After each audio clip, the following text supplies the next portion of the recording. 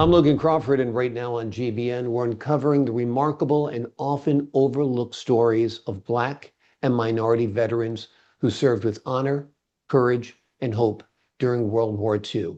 We're focusing today on an amazing book. It is called Acting on Hope, World War II Black and Minority Veterans. It is written by a terrific author. Her name is A.V. Hankins, MD.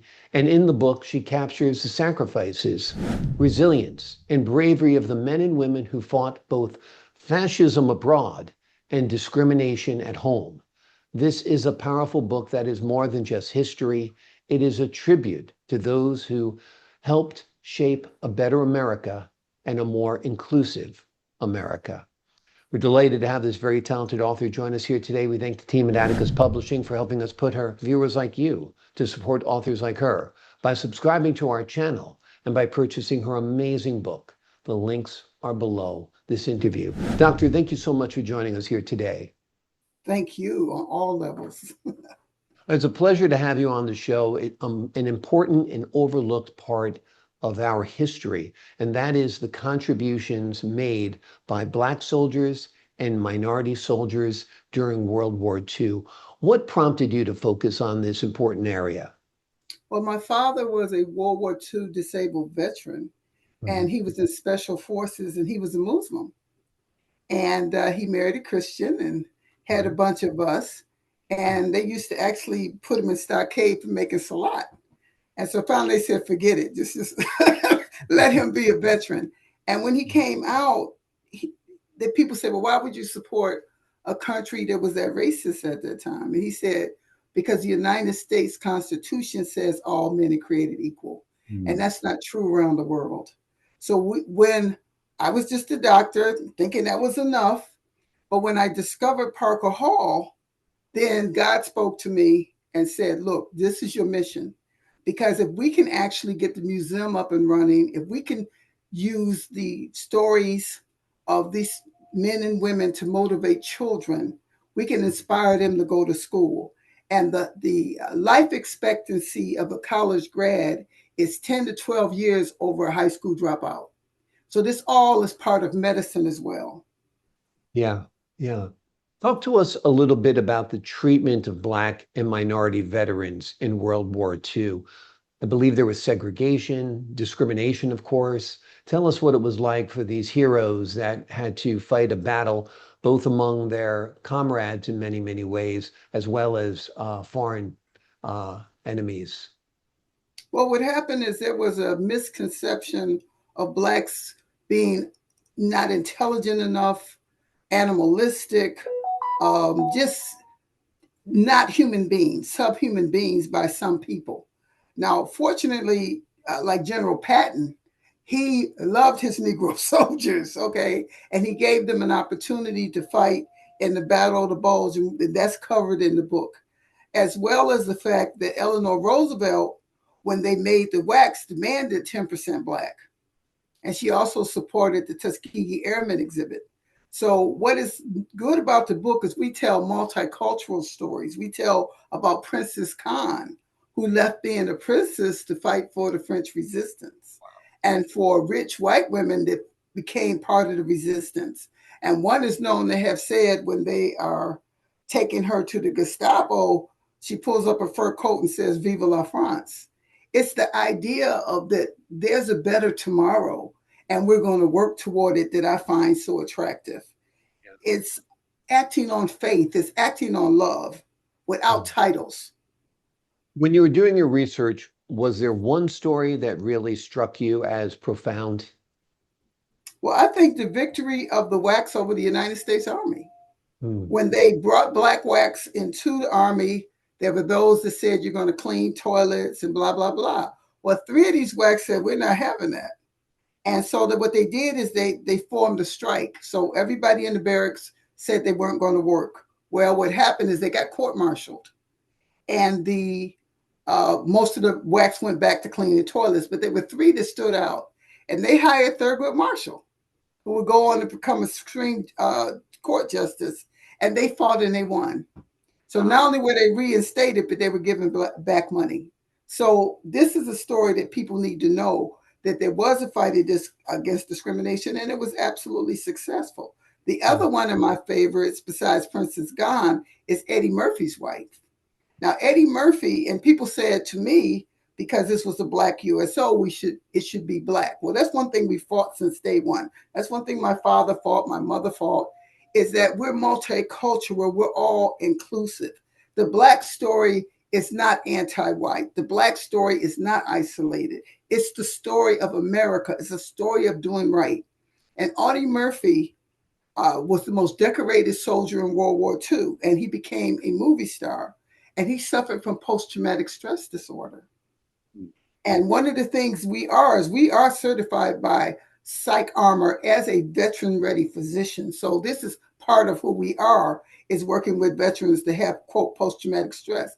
But what's interesting is that when he died, his wife carried on the legacy. So through her, we tell the story of the importance of the support of the families. Like my mother being Christian and my father being Muslim, when they married, it was like there's no such thing as divorce. Yeah. And it's that legacy of love and devotion that I would like to reflect in the book. Absolutely, and you did a great job with that. Talk to us a little bit about the ACEs Veterans Museum and the objects and artifacts that are featured in their exhibits. Well, ACEs Veterans Museum is at the site of Parker Hall, which was a functioning USO for Black veterans during World War II. So they didn't feel welcome and weren't welcome in white USOs, so they formed their own. And in 2023, we actually became historically designated by the city of Philadelphia. But during that time period, it functioned as a welcome hall. It functioned as a VSO for benefits, helping people that were mourning. And what we did is when we brought the museum ACEs, well, Parker Hall was all Black and segregated. ACEs Museum has been multicultural since day one. And the reason for that was to tell the whole complete story of these men and women that sacrificed so that we can stand here and talk together, you know? And so ACEs gets its name because a child asked her father, is it true they used to call you spades? And he said, yeah, they called us spades. And so she said, if you were the spade, I know you had to be the ace. That's a nice way to frame it, without a doubt. Let me ask you this. What do you hope readers take away from your book? Life is precious, and that affection is action. If you say you love somebody and you don't see it, you don't love them. If you believe in something and you don't work toward it, you don't believe in it. Yeah.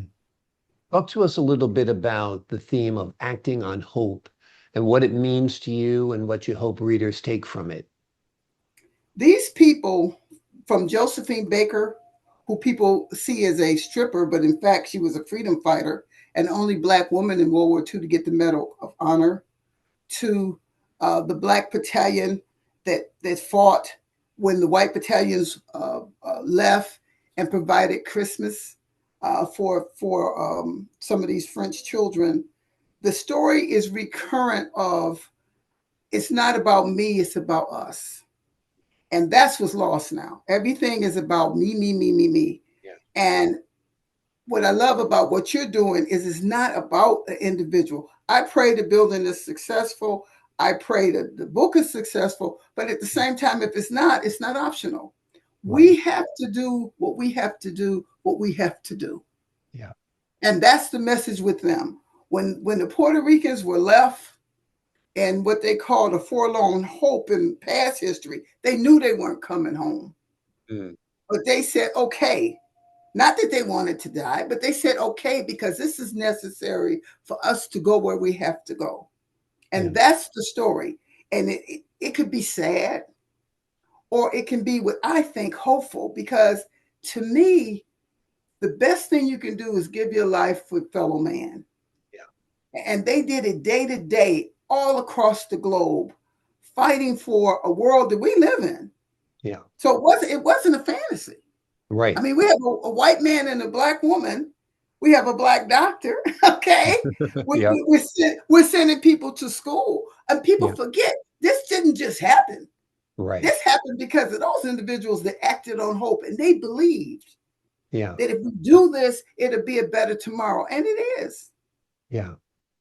It is a better tomorrow. We have progressed. There's still a lot of work to be accomplished, of course. The job is never done, but because of the brave pioneers, if you will, the soldiers who and the support staff and the nurses and everyone who served during World War II have made an unbelievable difference. Before we leave you today, Doctor, let me ask you this. Society has changed so much. Could you imagine if we had a global threat like Adolf Hitler on the forefront today? I can't imagine drafting and people enlisting to go fight a battle of World War III. It just seems like you said we've kind of become a little more self-centered, our society, right? I think we spend entirely too much time not thinking of the consequences of what happens with other people. To me, we've simply become mean. Okay. And kindness is sort of the exception than the rule. Where in World War II, where 1 out of 10 families were directly affected by the war in the military, there was an appreciation of with the children collecting cans and with people drawing stockings because the stockings had to go to the military. There was a sense of, well, let me give so that there can be a better tomorrow. That's pretty much evaporated. Yeah.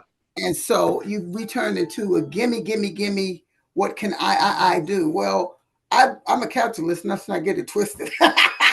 I like money. I want money, but it Right. shouldn't be at the consequence of being kind. Yeah. And I don't think kindness is weakness. I don't think, even though I've been criticized for being a bad businesswoman Mhm. for focusing on a museum versus making more condos. We can Right. make condos anywhere. We don't need another Exactly. set of condos. What we Yeah. need is this to tell the history. And we need to Absolutely. tell the history with the whole story. Yes, it's Black history. Parker Hall is Black history. But World War II is everybody's history. And Exactly. when I And met Senator Inouye in Washington, D.C., and he bowed to me because we have incorporated the Japanese veterans in the book. mm, And when I came out, there were some Black people rolling their eyes. hmm, And so I asked my father, who was alive at that time, did I do the right thing? yeah. He said, no, you did not do the right thing. You did the only thing. Wow. Great. Wonderful. Wonderful. And Black history is American history. Yes, yes. It's as simple as that, As simple as that. Yeah. Okay. Right. I mean, and white history in America is Black history too. I mean, so we have to Yes. stop, you know what I mean? But it is important that you have focus overlooked and underappreciated segment of our fighting forces. The name of the book that we're talking about today is called Acting on Hope, World War II Black and Minority Veterans, Objects at ACEs Veterans Museum. It is a powerful testament to courage, sacrifice, and the enduring fight for equality. Doctor, thank you so much for joining us here today. Thank you so much for having me. It's a great honor and privilege to have you on the show. To the folks at home, I'm Logan Crawford for the Global Book Network. So long for now.